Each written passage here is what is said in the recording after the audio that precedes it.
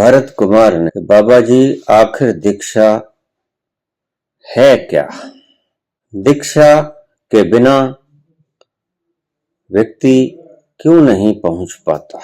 साधारण अक्षरों में आपको समझाने की चेष्टा करूं तो बहुत ठंडी रातों में जब बर्फ गिर रही हो, आपका कोई व्हीकल बाहर खड़ा हो और उसके ऊपर सारी रात बर्फ गिर रही हो, तो सुबह जब उसे आप चलाने की चेष्टा करेंगे तो पहले चाबी घुमाने में वो सेल्फ स्टार्ट नहीं होगी, आवश्यक नहीं है। कोई कोई वाहन सेल्फ स्टार्ट हो भी सकता है। ये उनकी बात है जिनके बारे में आप प्रश्न पूछते हो कि क्या गुरु के बिना पहुंचा जा सकता है। ये वो व्यक्ति है तो सारी रात ठंड में व्हीकल खड़ा हो, बर्फ गिर रही हो, जम गया हो कल पुर्जा सारा, लेकिन फिर भी पहली चाबी से सेल्फ मारा हो और स्टार्ट हो गई, ये वो व्यक्ति। लेकिन सभी ऐसे व्यक्तियों की श्रेणी में नहीं आते। अक्सर तो चाबियों पे चाबियां आप घुमाए चले जाते हो, लेकिन वो वाहन स्टार्ट नहीं होता। उसको दीक्षा की आवश्यकता पड़ती है। दीक्षा यानी कि कोई दूसरा मेथड, कोई बीच में पेट्रोल डालना पड़ता है और फिर चाबी घुमानी पड़ती है। जितने भी आपके पास व्हीकल को स्टार्ट करने के रास्ते हैं, और फिर बिल्कुल भी व्हीकल स्टार्ट न होता हो तो फिर 5-7 आदमी उसको पुश करते हैं, धक्का लगाते हैं और फिर वो स्टार्ट हो जाता है। दीक्षा एक दिया गया पुश है, आपको धक्का है।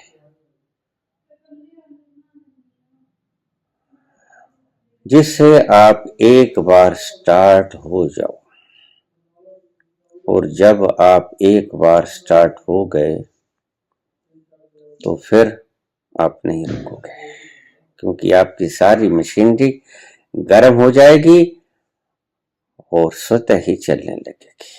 मशीनरी में तो कोई नुक्स है ही नहीं। सभी शास्त्र कहते हैं, सभी वेद उपनिषद कहते हैं कि तुम ही परमात्मा हो, अनल हक, मैं ही ईश्वर हूं। लेकिन पता क्यों नहीं लगता? यही कारण है कि तुम सेल्फ स्टार्ट नहीं हो। तुम्हारे में इतनी प्रतिभा नहीं कि तुम खुद से चाबी लगा के सेल्फ स्टार्ट होके गंतव्य तक पहुंचे जाओ। तुम्हें गुरु के मार्गदर्शन की आवश्यकता होती है और गुरु तुम्हें धक्का देता है, पुश करता है। पुश करने से आपका व्हीकल सेल्फ स्टार्ट हो जाता है और आप अपनी मंजिल पा लेते हो। सभी शास्त्रों ने कहा अपनी अपनी भाषा में, एम आत्मा ब्रह्म, अहम ब्रह्मस्मि, मैं ही परमात्मा हूं, ईशावास्यमिदं सर्वम यत्किंच जगत्याम जगत। सभी शास्त्रों ने अपने अपने ढंग से व्याख्या की,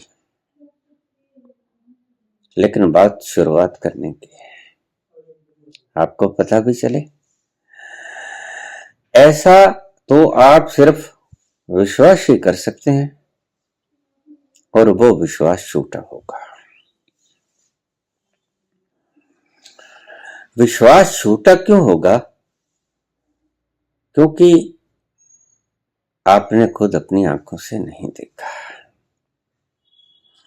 या तो विश्वास इतना पक्का हो कि श्रद्धा टूटे से भी ना टूटे, श्रद्धा तोड़े से भी ना टूटे। जैसे आज एक छोटी सी उदाहरण दूंगा मैं। गुरु कहता है कि परमात्मा है, गुरु कहता है कि तुम कहते कागज की लिखी, और मैं कहता आंखन देखी। जैसे आज के साइंटिस्ट कहते हैं कि every matter is consist of atoms, electrons, protons, neutrons. आपने मॉलिक्यूल्स भी नहीं देखा, आपने एटम के तीनों चीजें इलेक्ट्रॉन, प्रोटॉन, न्यूट्रॉन नहीं देखा, लेकिन आपको विश्वास है।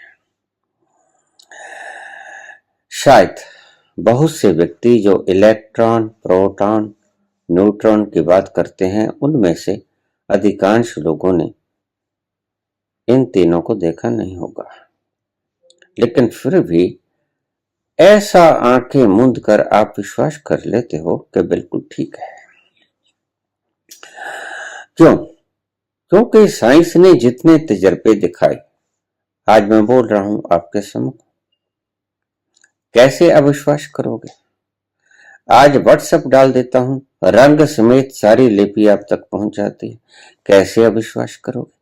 ऐसे गुरुओं पे अविश्वास किया ही नहीं जा सकता, फिर ऐसे गुरु की तलाश कैसे की जाए? ऐसे गुरु की तलाश होती है आपकी श्रद्धा बनने से। जब आपकी श्रद्धा घनीभूत होकर फलीभूत होती है, तो वो श्रद्धा स्वतः से ही हो जाती है। जैसे आज हमें साइंस के ऊपर श्रद्धा हो गई, बिजली को हमें मानना नहीं पड़ता, हम जानते हैं कि बिजली है। जितने भी साइंस की ये खोजें हैं, व्हीकल चलते हैं, प्लेन उड़ते हैं, जहाज कितने कितने दूर समुद्रों को लांग जाते हैं, हमें विश्वास करना नहीं पड़ता, हम जानते हैं, हमें मानना पड़ता है कि ठीक है। ऐसे ही गुरु के ऊपर आपको श्रद्धा हो जाए तो वो श्रद्धा आपको ले जाएगी उस परमात्मा के दरबार तक। लेकिन मुश्किल तो ये है कि रोज, हर रोज साइंस ऐसे कारनामे कर रही है जिसके ऊपर आपको विश्वास कराना नहीं पड़ता। आप कहते हो और मान जाता है आदमी।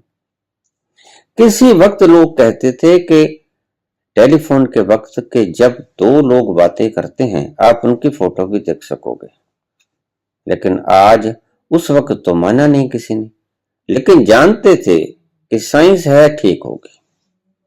और आज हम देख रहे हैं एक दूसरे को बातें करते हुए, उनके चेहरे, हाव भाव सब समझ रहे हैं, देख रहे हैं, सुन रहे हैं। गुरु अगर ऐसे कद का हो तो गुरु पर विश्वास सहज हो जाता है, करना नहीं पड़ता।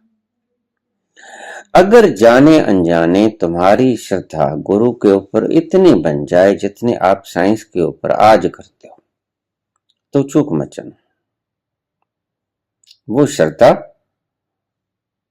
आपको पुश करेगी और वहां तक ले जाएगी, क्योंकि इस मार्ग में खतरे बहुत हैं और गुरु के बिना यह मार्ग हल होने को नहीं है। बहुत से लगेंगे कि मृत्यु सामने खड़ी है, क्या करोगे? कंपोगे। अब परसों मुझे फोन आया, बाबा जी गया, मेरा सारा शरीर कंप रहा है, बस अब मैं कुछ देर का मेहमान, अब आप ही कृपा कीजिए। फोन आया तो मैंने देखा, क्या हुआ, कुछ खाया वाया तो नहीं? नहीं कहता, कुछ नहीं खाया। मैं थोड़ी देर बैठा रहा, कहता जी मेरा कंपन बढ़ रहा है। मैंने कहा कुछ नहीं होगा, निश्चिंत रहो। क्रिया योग करके हटा था, कैथार्सिस हो रहा था। कैथार्सिस होने में भय भी आएगा जब आपके भीतर भय है, और भय अक्सर मृत्यु का ही हुआ करता है। मैंने आपसे पहले भी कहा, किसी भी चीज का भय, उसकी बैक में, उसकी पृष्ठभूमि में मृत्यु खड़ी होती है। मृत्यु का भय आएगा तो कंपोगे तो आपको ऐसा लगेगा न जाने क्या हो गया, कुछ भी नहीं हुआ है। उस वक्त गुरु की आवश्यकता होती है, या गुरु के शब्दों की आवश्यकता होती है। गुरु पहले बता देता है कि यहां पर ये माइलस्टोन आएगा, घबराना मत।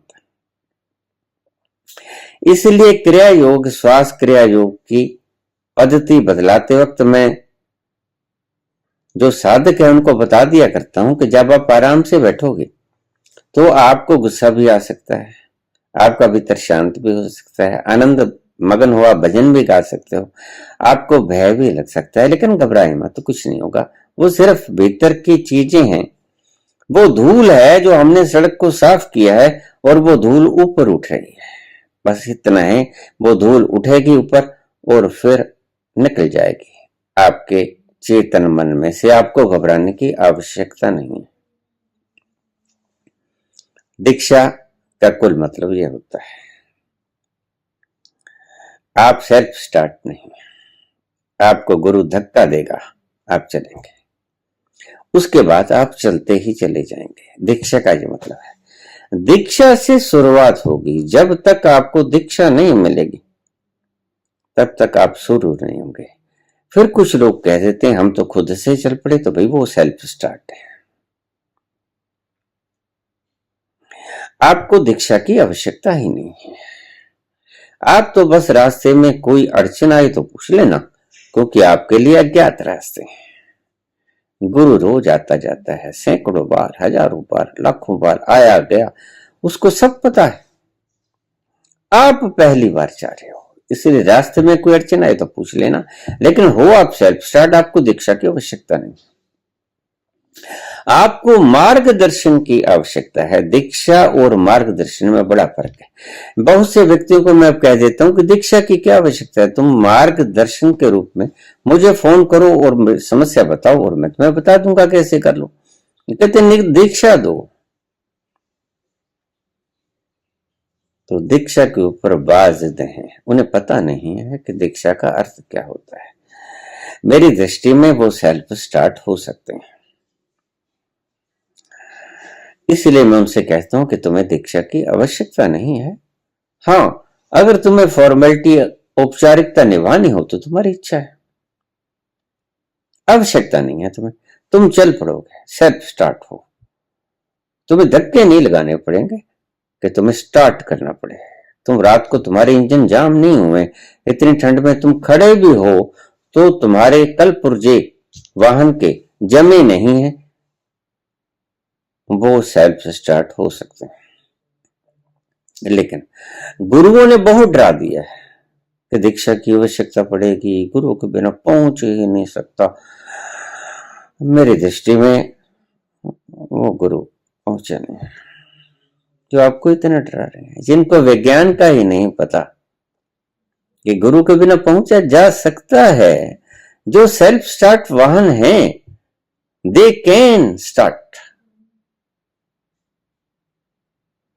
अपने ही फोर्स से वो शुरुआत कर सकते हैं।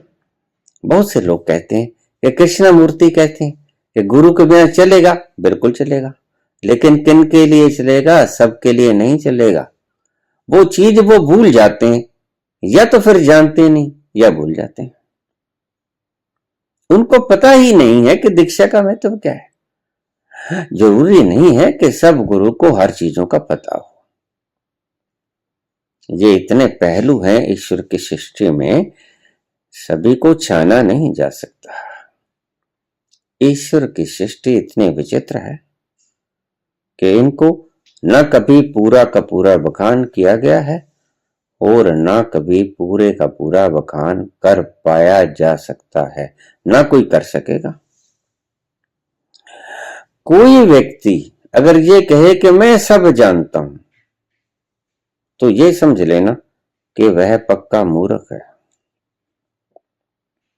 क्योंकि जो कहता है कि मैं सब जानता हूं, वह ये भी कह सकता है कि मैं सब बना सकता हूं, और यह परम मूर्खता का लक्षण है। अगर कोई व्यक्ति ये कहता है कि मैं ईश्वर हूं, तो इस बात का ध्यान रखना, वो आनंद के तल पे बोल रहा है। वो ईश्वर नहीं हो गया जिसने क्रिएशन की है। अब इस बात के ऊपर बड़ा मतभेद है और कभी किसी गुरु ने बोला भी नहीं। अहम ब्रह्मस्म कहने वाले, तत्वमसि कहने वाले, एम आत्म ब्रह्म कहने वाले लोग, अनल हक कहने वाले लोग, खालक खलक खलक में खालक, ईशावास्यमिदं सर्वम यत् किंच जगत्याम जगत,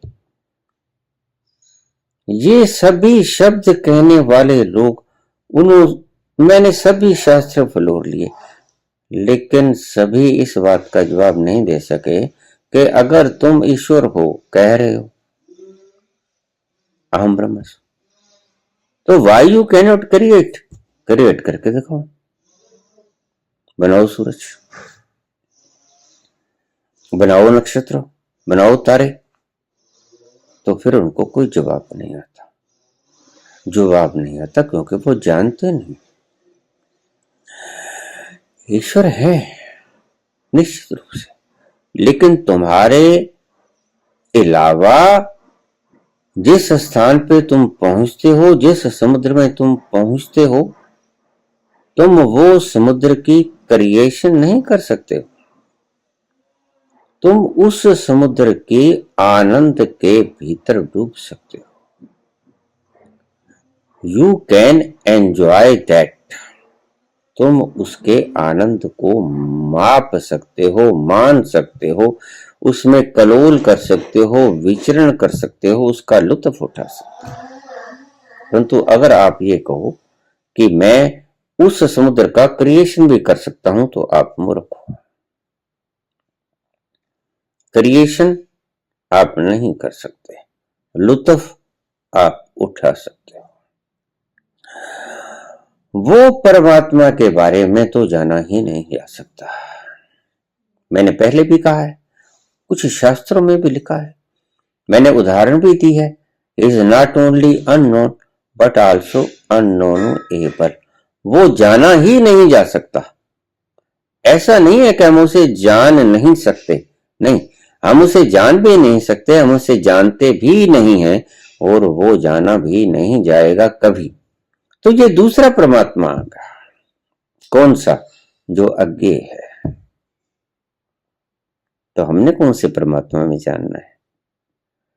हमने कौन से परमात्मा में जाना है? जो ये कह रहे हैं मंसूर अनल हक, वो कौन सा परमात्मा है? वो परमात्मा है उस आनंद में गोते लगाने वाला, जहां से तुम वापस कभी नहीं आओगे। तुम वो समुद्र हो जिसका स्वभाव आनंद है, तुम वो समुद्र हो जिसका स्वभाव परम आनंद है, लेकिन वो परम आनंद का समुद्र बनाया किसने? यह न कभी जान सका है कोई, न कभी जान सकेगा कोई। इन बातों को आप ध्यान से सुन लेना। शायद कभी ये शब्द आपने किसी शास्त्र या शास्त्रज्ञ से, गुरु से न सुने। यहां भ्रांतियां उत्पन्न होती हैं, यहां प्रश्न खड़े होते हैं, और फिर इन गुरुओं से उस प्रश्न का जवाब नहीं मिलता। क्या करें? फिर लोग नास्तिक हो जाते हैं। जिस अहम ब्रह्मस्मि के बारे में कहा गया, वो अहम ब्रह्म अस्म के भीतर, आनंद स्वरूप के भीतर आप आनंद का पान कर सकते हो। आप वो हो, समझ लेना इस बात को। वो आनंद आप हो, वो ईश्वर आप हो, जो आनंद स्वरूप है। लेकिन वो बनाया किसने? You can not know, he is unknown. जिसने वो समुद्र को बनाया, एंड विल बी अनोनेबल, वह जाना नहीं जा सकता और कभी भी जाना नहीं जाएगा, और कोई भी उसे जान नहीं सकेगा। इसको ऐसा सरल भाषा में समझ लीजिए। माइकल फैराडे ने बिजली का आविष्कार किया, सारे सूत्र खोल दिए उसने कि ये बिजली ऐसे चलाओगे, ऐसे चलेगी, ऐसा कुछ इसका फंक्शन है, ये कुछ इससे हम काम ले सकते हैं, सारा कुछ जानता है वो। इन इन अणुओं से बनी है, ऐसे इलेक्ट्रॉन प्रोटॉन न्यूट्रॉन है। लेकिन अगर कल को आप उसे कहो, माइकल फैराडे को, कि बिजली का आपने इन्वेंशन तो कर दिया, आपने बिजली बना दी, लेकिन आप बिजली के मूल तत्वों को बना के देखो। बिजली का आविष्कार तो आपने कर दिया, लेकिन ये बिजली के मूल तत्व, फंडामेंटल एलिमेंट्स को बना के दिखाओ। तो माइकल फैराडे कहेगा नहीं, मैं ये नहीं बना सकता, मैं सिर्फ इन्वेंट कर सकता था, वो मैंने कर दिया। इन्वेंट में अगर कोई फर्क हो तो आप मुझे बता दो, उसकी इन्वेंशन में कोई फर्क नहीं, टोटली करेक्ट है। हम उसे आज काम भी ले रहे हैं, बिजली से हम सारे काम आज ले रहे हैं। लेकिन अगर फैराडे से ये कहो कि इस बिजली के मूल तत्व को बनाओ, फंडामेंटल एलिमेंट्स जो तुमने खोजे, who created them? Okay, I cannot create, but I can invent only. वो मैंने कर दिया है, मैं क्रिएट नहीं कर सकता, मैं इन्वेंट कर सकता हूं सिर्फ। इसी तरह आध्यात्मिक जगत में आप आनंद के सागर हो। एक गुलाब का फूल कहे कि मैं गुलाब का फूल हूं, चमेली का फूल कहे, मोतिया का फूल कहे कि मैं मोतिया का, गुलाब का, चमेली का फूल हूं, बिल्कुल ठीक कह रहे हो। लेकिन अगर कोई उससे कहे कि तुम चमेली के फूल हो, तुम गुलाब के फूल हो, तो गुलाब का फूल और बना के दिखाओ, तो वो कहेगा नहीं, मैं और गुलाब का फूल नहीं बना सकता। हां, मैं गुलाब का फूल, मेरे में सुगंध है, मैं सुगंध युक्त हूं, मेरे अंदर श्वास है, मैं गुलाब का फूल हूं।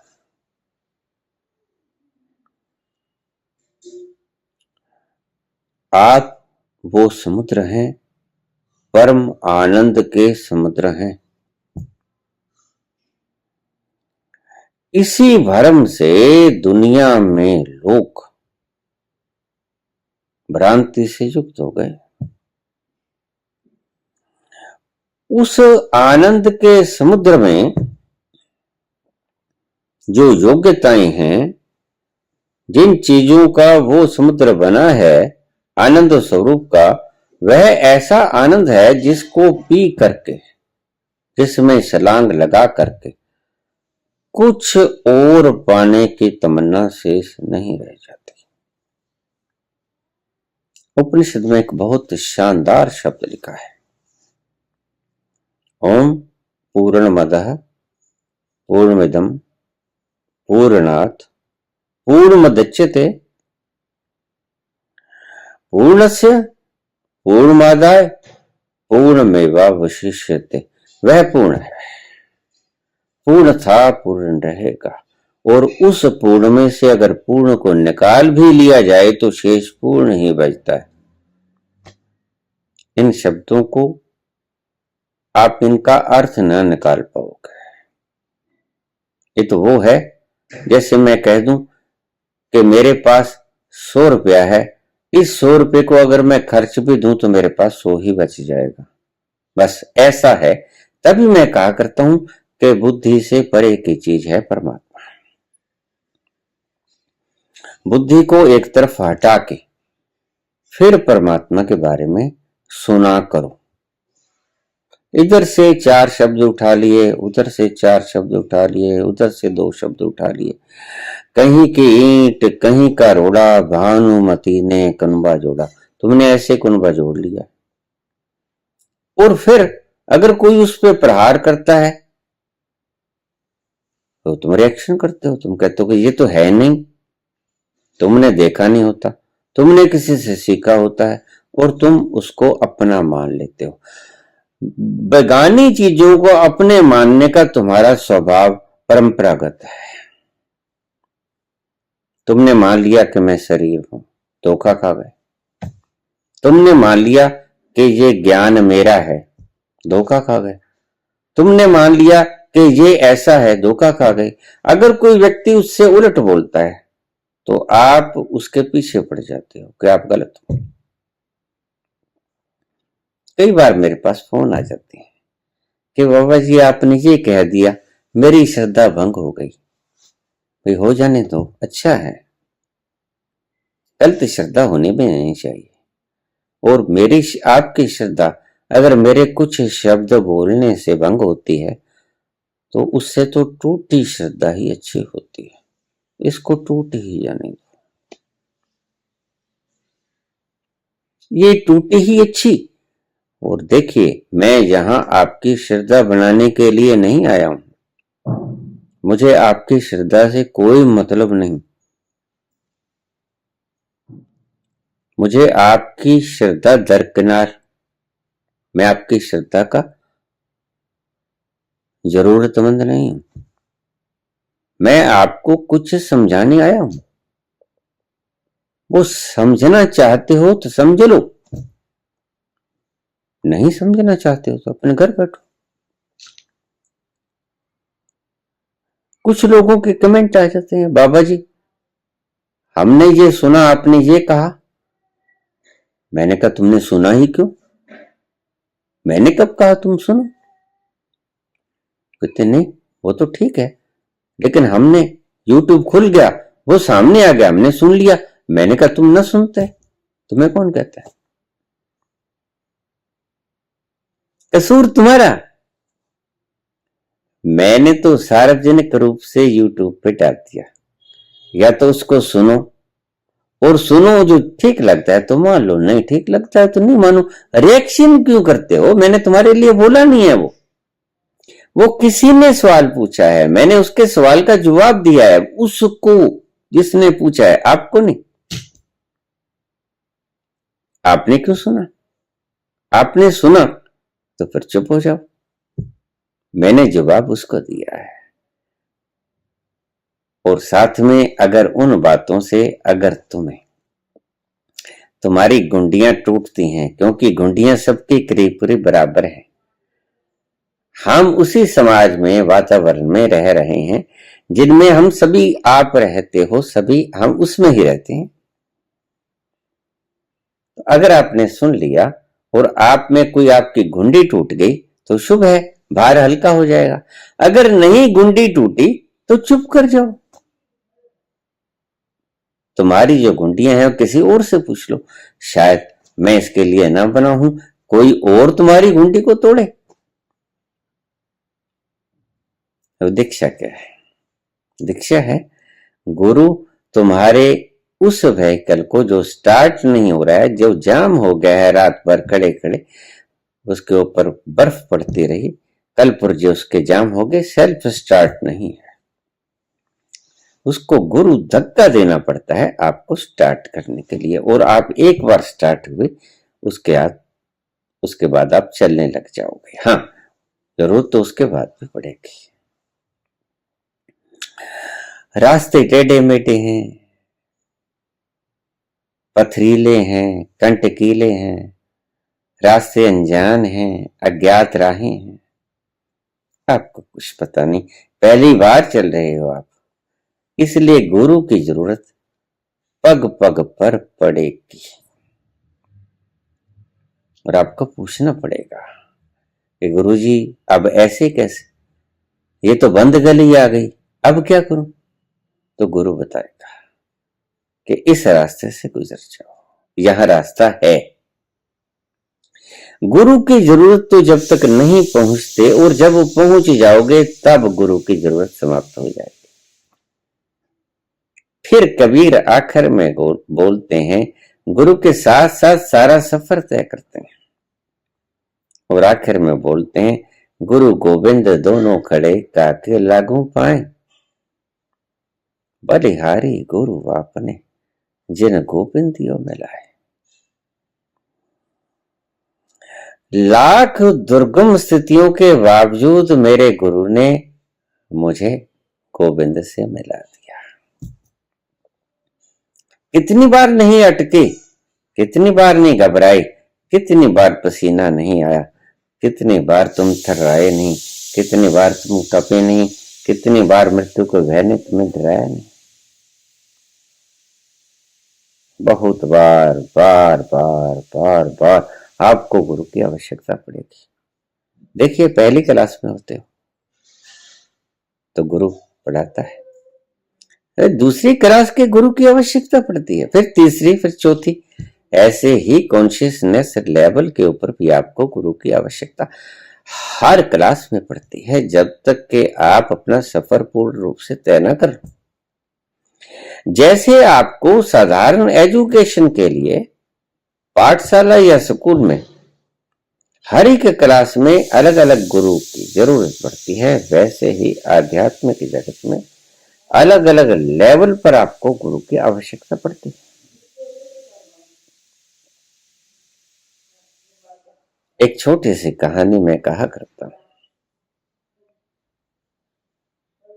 जनक की।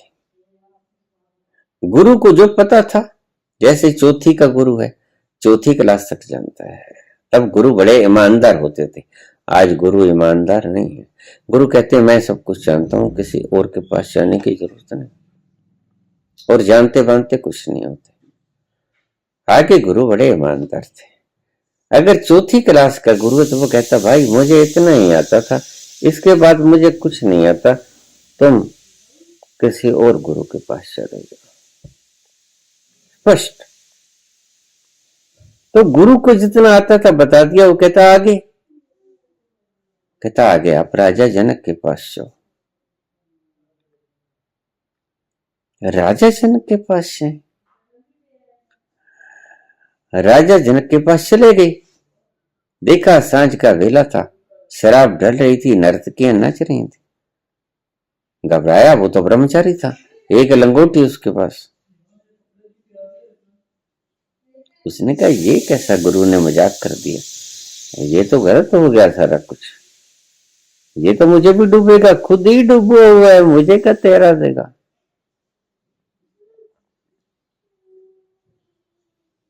जाने लगा तो जनक ने उसे ठहरा लिया कि ठहरो, अब आए ही हो तो रुक जाओ। रात को रुका, सोने के लिए सुंदर बिस्तर सजा दिए गए। जब सोने लगा तो उसने क्या देखा कि ऊपर दो तलवारें लटक रही हैं कच्चे धागे के साथ। कच्चे धागे के साथ दो तलवारें लटक रही हैं। अब गिरी तब गिरी, बड़ी तीखी तलवारें और बहुत बड़ी बड़ी तलवारें, और धागा कच्चा और भार ज्यादा। सारी रात कब तरह नींद नहीं है, सारी रात जगता रहा, उठ जाता, बैठ जाता, टहल लेता।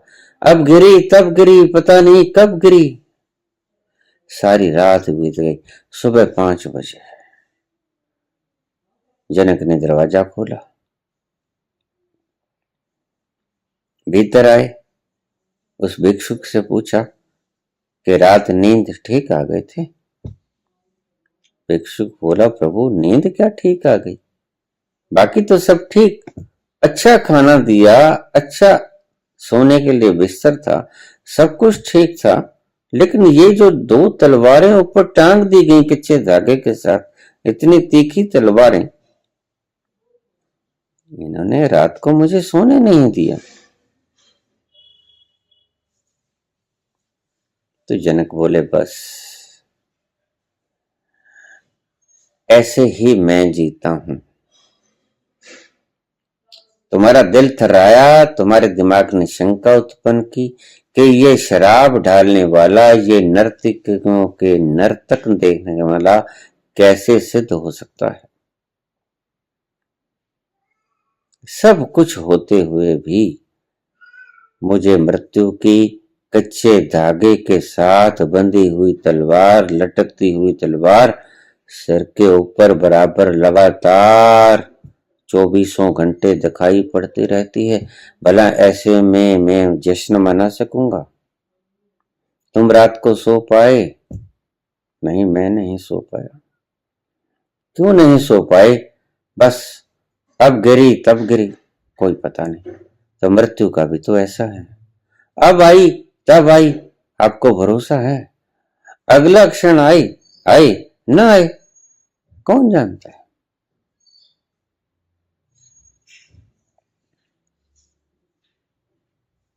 तो भिक्षुक उसके पांव में गिर पड़ा।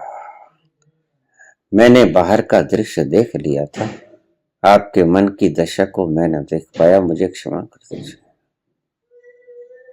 निश्चित ही मेरे गुरु ने आपके पास भेजकर सही काम किया है।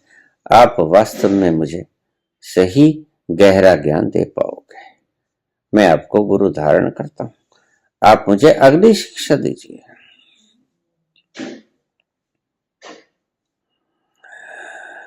पहले गुरु बड़े समझदार होते थे, ईमानदार होते थे, बेईमान नहीं होते थे। आज लालची हो गए।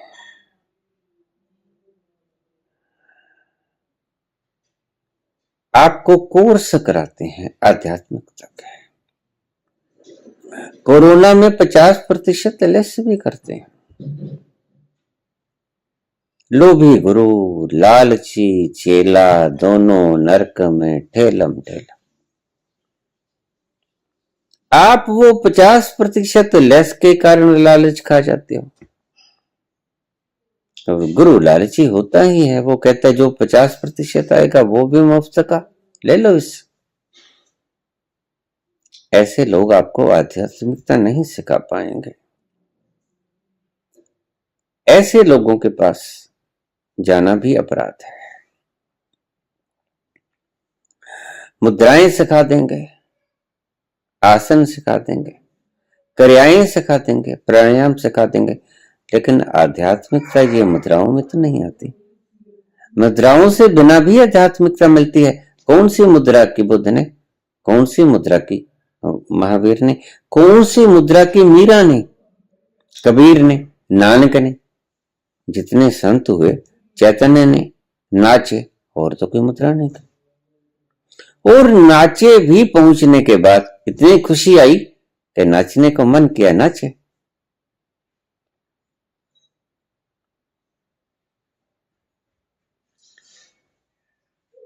अक्सर ये प्रश्न मन में आता है कि अगर मैं परमात्मा हूं तो मैं सब कुछ कर सकता हूं। मेरे पास बहुत से प्रश्न आ जाते हैं। आप तो सर्वज्ञ हैं, आप तो परमात्मा हैं, आप ये सब कुछ कर सकते हैं, आप कर दीजिए, क्या फर्क पड़ता है। भगवान को भी कोई फर्क पड़ता है? थोड़ा समझिए बात को। ऐसे तल पे पहुंचने वाला व्यक्ति आनंद से भरपूर मगन होगा, उसे किसी चीज की आवश्यकता नहीं होगी। और जब आवश्यकता नहीं होगी तो वह लालची भी नहीं होगा। आपकी मन की आवश्यकताएं भरती ही नहीं, इसलिए आप लालची होते हो। आपके पास कितना भी इकट्ठा हो जाए, बैंक कभी नहीं भरता। आपका खाली पेट भर जाता है, बैंक कभी नहीं भरता। लेकिन जो ईश्वर के उस सागर में कलोलें कर रहा है, आनंद में मगन, उसका बैंक से क्या लेना देना, भरा है कि खाली है।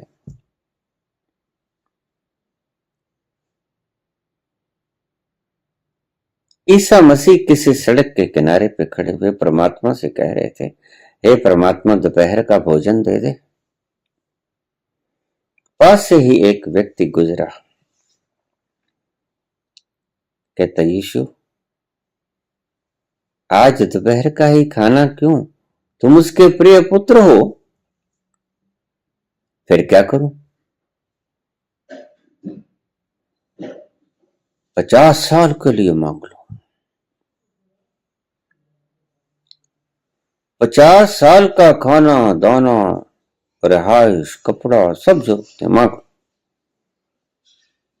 यीशु बोले, मित्र मांग तू, भरोसा है,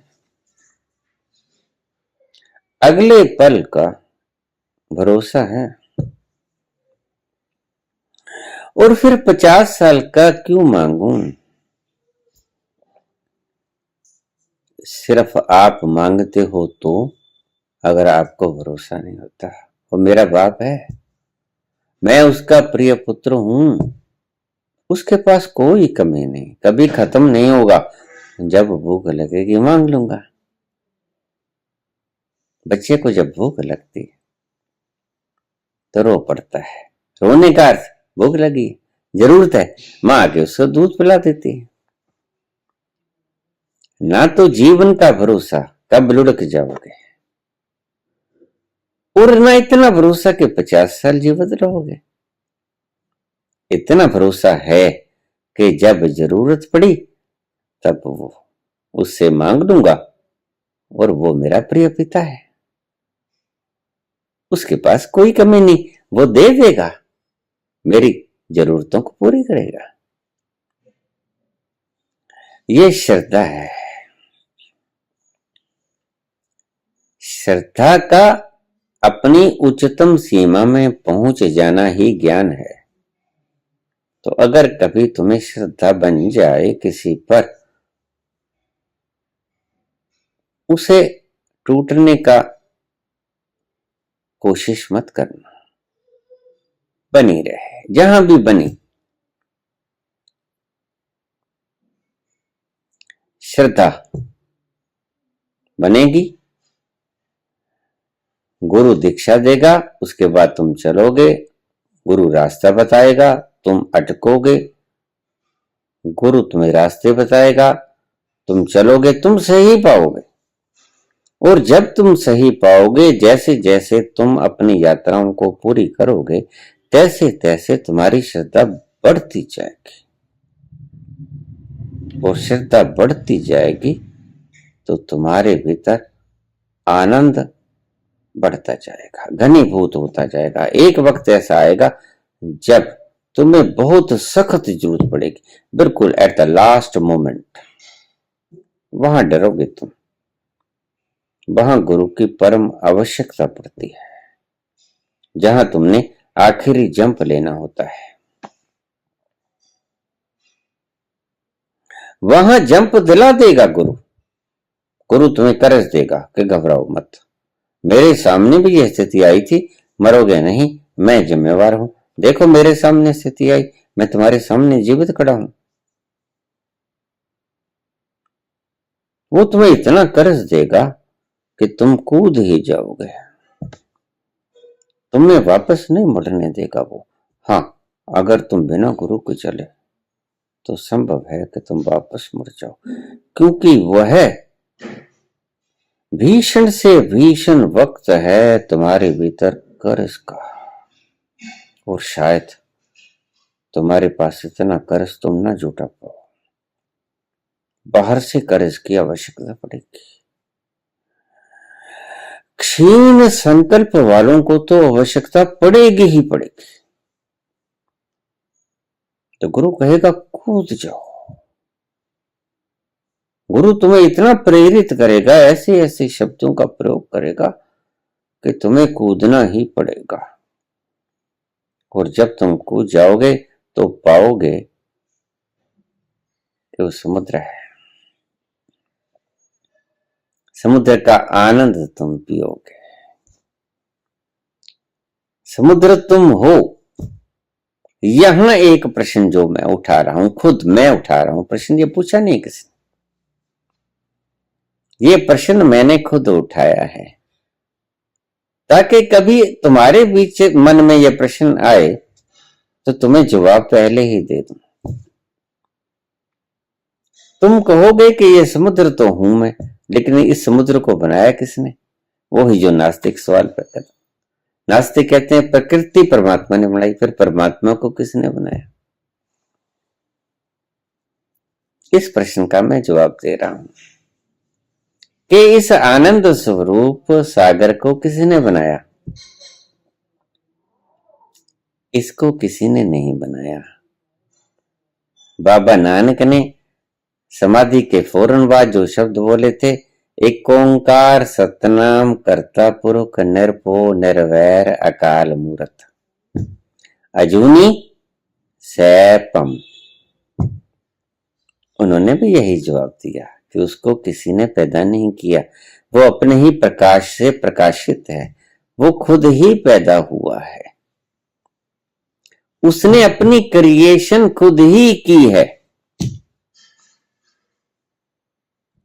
सैपम, अपने ही प्रकाश से प्रकाशित है वो ईश्वर, किसी से प्रकाश लेता नहीं। जैसे एक तो तारे होते हैं, एक ग्रह होते हैं, ग्रहों के पास अपना प्रकाश नहीं होता, तारों के पास अपना प्रकाश होता है। जैसे सूरज तारा, चंद्रमा, पृथ्वी, बुध, बृहस्पति, शनि, शुक्र, ये सभी ग्रह हैं, ये सूर्य से प्रकाश लेते हैं। ऐसे ही ईश्वर है, जैसे सूर्य है, सूर्य के पास अपना प्रकाश है। कहां से आया नहीं पता, तुम पता लगा भी ना पाओगे, कभी ना पता लगा पाओगे कि इसके पास प्रकाश कहां से आया। और तुम ये भी कभी ना पता लगा पाओगे कि ये आनंद का समुद्र बनाने वाला है कौन। ये पता चल जाएगा कि ये आनंद का समुद्र मैं आनंद का समुद्र हूं। लेकिन ये बनाया किसने, मुझको किसने बनाया आनंद के समुद्र को, ये तुम कभी पता नहीं लगा पाओगे। अज्ञेय के बारे में पूछा था, अज्ञेय के बारे में मैंने जवाब दे दिया है कि तुम कौन हो ये तो पता लग जाएगा। अहम ब्रह्मास्मि। लेकिन तुम को पैदा किसने किया, अज्ञेय, ये पता ना चलेगा। तुम पता कर भी ना पाओगे, क्यों? क्योंकि इतनी आनंद मगनता के भीतर आदमी आनंद की शराब को पिएगा या ये सोचेगा कि ये कहां से आया इतना आनंद, किसने पैदा किया। तुम इतने मदमस्त हो जाओगे, इतने आनंद में मगन हो जाओगे कि सवाल ही नहीं उठेगा। अब सवाल उठ सकता है, इसलिए ये सवाल मुझे अज्ञेय का जो किया था वह कभी जाना ही नहीं जा सकता। इसके बारे में आप कृपया विस्तार से बोलिए। अज्ञेय के बारे में मैंने विस्तार से बोल दिया है, वह कभी जाना ही नहीं जा सकता। तुम अपने आप को जान सकते हो, तुम परमात्मा हो। लेकिन तुम्हें किसने बनाया, इसको कोई कभी नहीं जान सकता। तुम अज्ञेय हो। तुम जान सकते हो अपने आप को कि तुम परमात्मा हो, लेकिन तुम्हें बनाया किसने, वो अज्ञेय है, वो कभी जाना नहीं जा सकता। तुम परमात्मा हो, अहम ब्रह्मास्मि। लेकिन कल को अगर कोई सवाल कर ले कि ये ब्रह्म को किसने बनाया, वो अज्ञेय है, दैट इज अननोएबल। वह कभी नहीं जाना जाएगा कि तुमको किसने बनाया। बस तुम ये कह पाओगे कि मैं ईश्वर हूं और परम आनंद में हूं, मुझे जानने की कोई आवश्यकता भी नहीं है कि मुझको बनाया किसने, मैं क्यों जानूं। किसी ने भी बनाया हो, इतना तो पक्का है कि मैं हूं और आनंद स्वरूप। शिवोहम शिवोहम शिवोहम शिवोहम, अमर आत्मा सच्चिदानंद में। जिसे शस्त्र काटे न अग्नि जलाए, जिसे शस्त्र काटे न अग्नि जलाए, गलाए न पानी न वायु सुखाए, वही आत्मा सच्चिदानंद में। वही आत्मा सच्चिदानंद मैं हूं। शिवोहम शिवोहम शिवोहम शिवोहम। धन्यवाद।